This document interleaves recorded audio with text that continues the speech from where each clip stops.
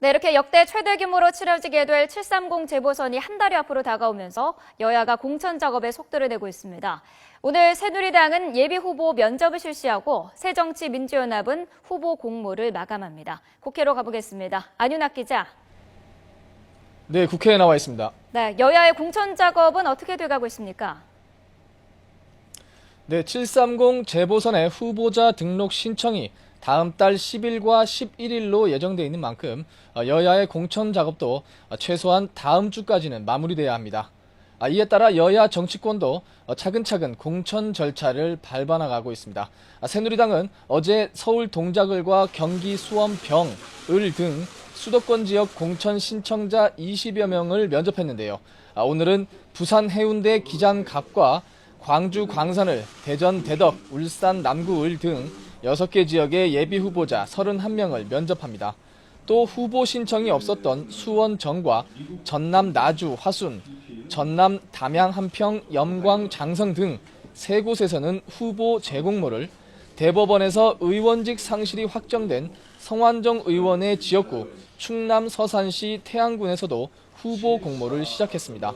하지만 새누리당은 공천의 제1기준으로 당선 가능성을 공언해온 만큼 일부 지역에서는 전략 공천을 할 가능성이 높습니다. 새정치민주연합은 지난 24일부터 시작한 후보 공모를 오늘 마감합니다. 아직까지 후보 신청자들이 많지는 않지만 이번 재보선 지역이 15곳으로 늘어난 만큼 막판 접수가 몰릴 것으로 예상됩니다. 또 이미 중앙선관위에 예비 후보 등록을 마친 후보들은 물론 여의도 복귀를 노리는 거물급 중진 다수가 오늘 후보 신청을 할 것으로 전망됩니다. 새정치연합도 지역별 맞춤 전략으로 서울 동작을 등 최대 승부처에 화력을 집중할 계획이어서 전략 공천의 가능성이 높습니다. 새정치연합은 또 창당 후 첫 의원 워크숍을 열어 재보선 전략을 논의하고 내일부터는 신청자 면접을 시작합니다. 네, 정홍원 총리 유임을 놓고서는 여야가 여전히 대립하고 있죠.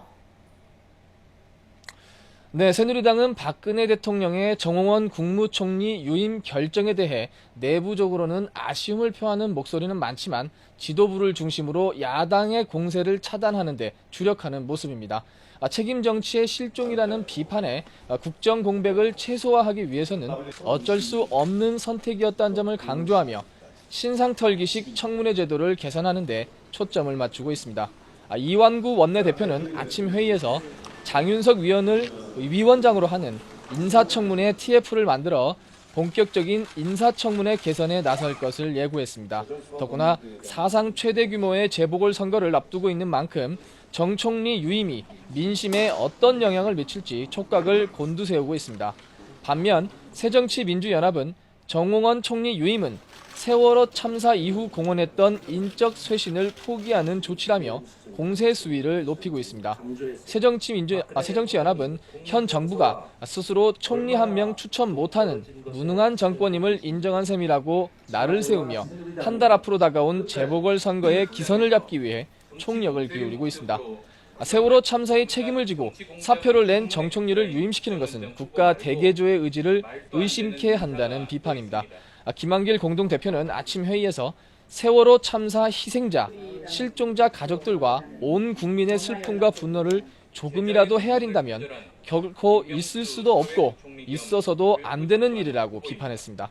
지금까지 국회에서 YTN 안윤학입니다.